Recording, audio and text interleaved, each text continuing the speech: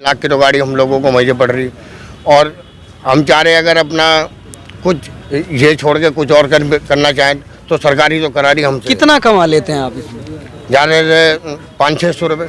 600 रुपये। अब उसमें तो आज जो महंगाई हो रखी है, जो आटे का रेट है या फिर सिलेंडर का रेट है, जैसे कभी सिलेंडर ख़त्म हो जाता है तो कैसा लगता है? कितने का सिलेंडर आता है? कम से कम 1150 रुपये का। महंगा है कि सस्ता है? बहुत महंगा है सर। और देखो कहाँ से कमा, अब 1200-1300 का सिलेंडर खरीदेंगे तो घर में क्या बच्चों को राशन, आटा, दाल, रोटी कैसे देंगे? ये चीज़ें भी तो लगा के चलनी पड़ती है। इस टाइम जो है तेल, सरसों का तेल 220 रुपये हो रहा है, तो हम अपने बच्चों के लिए 500-600 रुपये कमाते, इतना बड़ा खर्चा कहाँ से उठाएंगे?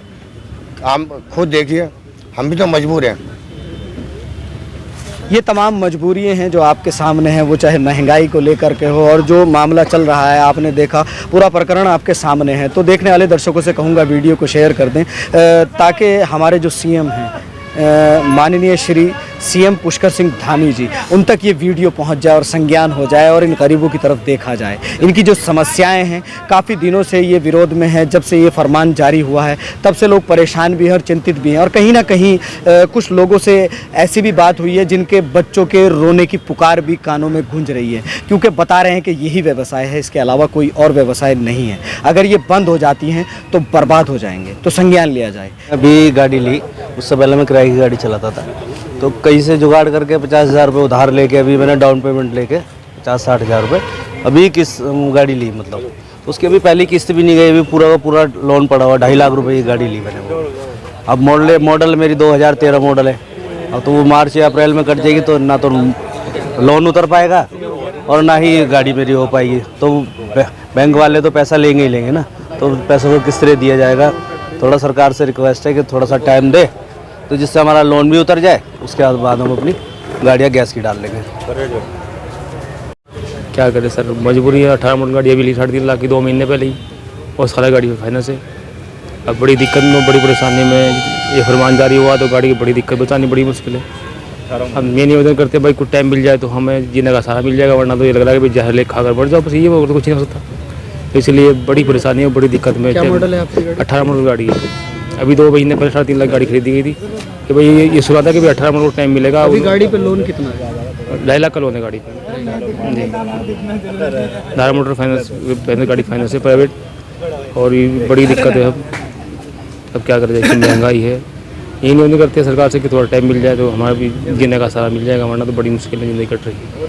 अब घर का खर्च है, बच्चों का किस्त है, बड़ी परेशानियाँ हैं। तब से ये फरमान जारी हुआ तो बड़ी दिक्कत है। इसके लिए यही गुजारिश कर सकते हैं कि भाई थोड़ा वक्त मिल जाए सरकार से, हमें भी कुछ सहारा मिल जाएगा, वरना तो पैसा तो देना ही पड़ेगा पूरा। अब जैसे गाड़ी ली है, 3 महीने हमें गाड़ी लिए हो गए, 3 लाख रुपए की गाड़ी ली, और जो है उस पर पूरा लोन ही है, समझो 75% लोन है। अब उसकी जो किस्तें हैं, जो डेट आपको दी हुई है, अगर उस पर ये बंद हो जाती है तो फिर आपके सर पे कितना लोन आ जाएगा? अब लगाओ, अगर ये अभी बंद होती है गाड़ी तो ये समझ लो कि डबल तिबल हो जाएगा। और कैसे उसकी अदायगी करेंगे? अगर ये फरमान जो जारी हुआ है, अगर ये पूरा हो जाता है तो उस लोन को कैसे उतारेंगे? बच्चों का पालन पोषण कैसे करेंगे? नहीं हो पाएगा, नहीं हो इसके पाएगा। अलावा कुछ और काम जानते हैं? ड्राइव जो करते हैं, जो गाड़ी चलाते हैं, इसके अलावा और कोई काम जानते हैं? नहीं, फिलहाल तो ये देखो इसीलिए ली जाती है कि भाई चलो अपने बच्चों को पालने के लिए, अपने आप की ज़िंदगी संवारने के लिए ली जाती है। भाई कोई भी काम करते हैं, लेकिन वही बंद होने जा रही है। लेकिन ऑटो में इतनी कमाई नहीं है, लेकिन यह है कि अपना खर्चा पानी, अपनी मजदूरी इसमें आदमी कर रहा है, और फिर उसी को जो है मतलब ख़त्म करने की बात आए तो कितनी बड़ी बात है। तो ऐसा नहीं होना चाहिए, सबको टाइम मिलना चाहिए। कितना समय मिलना चाहिए भाई मॉडलेशन के हिसाब से, जितनी गाड़ी की उम्र है। अब उसमें अगर 15 मॉडल है तो उसका जो है जितना उसका मॉडलेशन है इतनी चलनी चाहिए। जिसकी 17 मॉडल है उसकी भी चलनी चाहिए, 18 है, 14 है, 13 है, 12 है, बस जिसकी जैसे ख़त्म हो रही है उसके हिसाब से गाड़ी लाए। वो किट में कम से कम कुछ नहीं तो मेरे 4,000 रुपये फीस में जाते हैं बच्चों के। जो चाहिए ही चाहिए, चाहे मैं खाऊं या ना खाऊं, वहाँ देना ही देना है। ये नॉर्मल फीस है। और महंगाई तो देख ही रहे हो आप, 35 रुपये किलो आटा है। इस दौर में हम क्या कमाएंगे और क्या अपने बच्चों को पढ़ाएंगे और कैसे गाड़ी ले लेंगे? गैस सिलेंडर की कीमतें कम से कम 1000 से ऊपर है।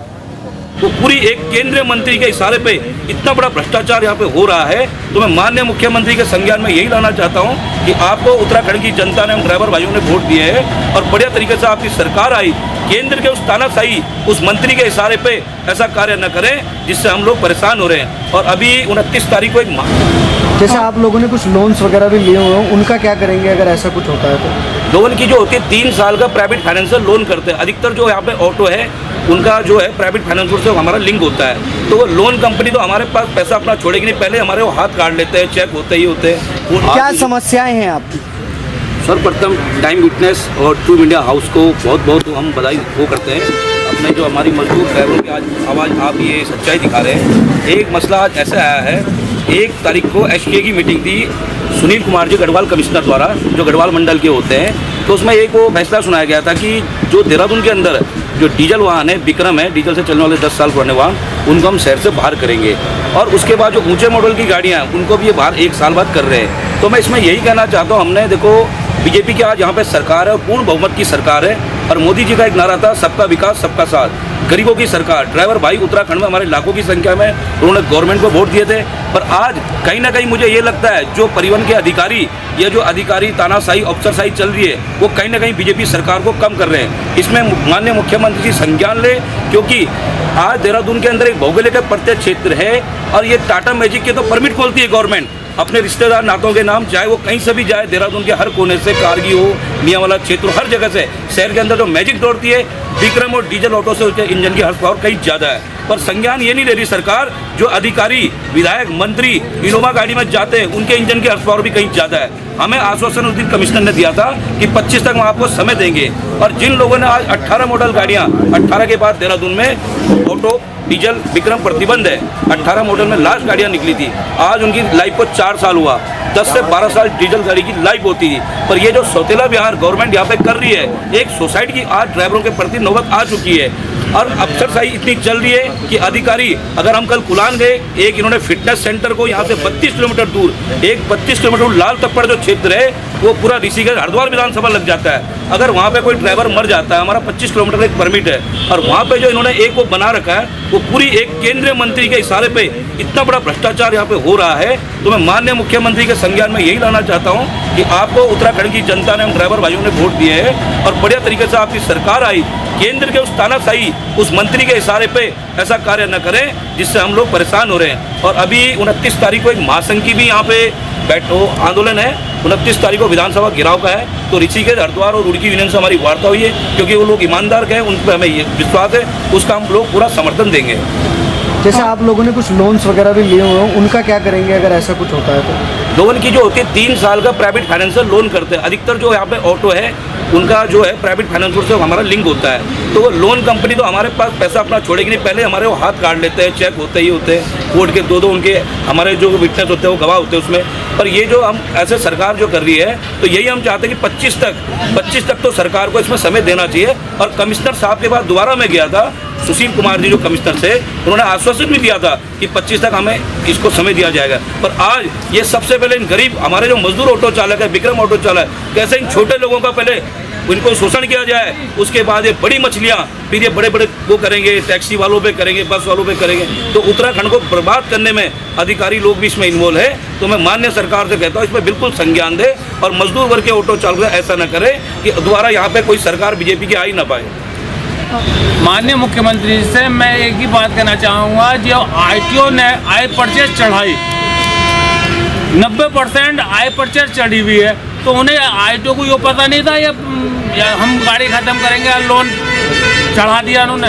जब तक जिस गाड़ी पर लोन है, जब तक उसे टाइम मिलना चाहिए, और जैसे लोन कैंसिल होगा तो नई गाड़ी की क्षमता दूसरे आदमी पर आ जाएगी, वो ले दूसरी नई गाड़ी कन्वर्ट कर देगा। हमें सरकार के विरोध भी नहीं है, सरकार ठीक है, हम इतना टाइम मांग रहे हैं जो लोन उतार सके और दोबारा लेने की क्षमता में आ सके। भाई साहब, आपने एक आरोप लगाया, कोई किसी केंद्रीय मंत्री के इशारे पे वो किया जा रहा है, केंद्रीय मंत्री का नाम क्या है? जो हमारे इस समय केंद्रीय मंत्री बैठे हैं वो सभी जानते हैं, कहते हैं बड़े नेताओं के पास पैसा धन बल बहुत होता है, नाम लेके तो हम गरीब ऑटो चालकों पर मुकदमा कर देंगे। केंद्रीय मंत्री सड़क परिवहन मंत्री जिस समय बने हुए हैं, जो सत्ताधारी पार्टी सेंटर में बैठी है, उनके इशारे पे एक लाल तप्पड़ में जो फिटनेस सेंटर खोला गया है वो एक ऐसा मजाक हो रखा है। ये अपना उत्तराखंड है, हिंदुस्तान, ये जो है कि एक जो मतलब विदेशों की नीति इतनी जल्दी यहाँ पे लागू नहीं हो सकती। एक अभी हाल ही में वहाँ 29 गाड़ियाँ गई थी, स्कूल बसों को भी फेल कर चुके हों, वो हर चीज़ ऐसा देख रहे जैसे गाड़ी नई एजेंसी से निकलती है, 1-2 साल बाद गाड़ी में कोई ना कोई कमी आती है, जैसे उम्र ढलती है तो आदमी के अंदर एक शरीर में भी कमी आती है। पर वहाँ पे एक मजाक ऐसा बना रखा है और कुछ टाइम बाद दलाली का बहुत बड़ा अड्डा वहाँ पे बन जाएगा, तो उसका हम विरोध करते हैं। एक तो 32 किलोमीटर दूर है, और जो फिटनेस जैसे तरीके से होती थी उसको देहरादून में उसके 3 पॉइंट बनाया जाए। हमारे पास आसर रोडी खाली पड़ा है, रायपुर में ज़मीन खाली पड़ी है, इधर सैंदारा रोड पे ज़मीन खाली पड़ी है। यहाँ से 32 किलोमीटर दूरी पे हमारे ऑटो चालकों का न तो वहाँ परमिट है और उतनी दूर हम उसका पूरा विरोध करते हैं। आपका कहने का मतलब है कि किसी पर्टिकुलर इंसान को फायदा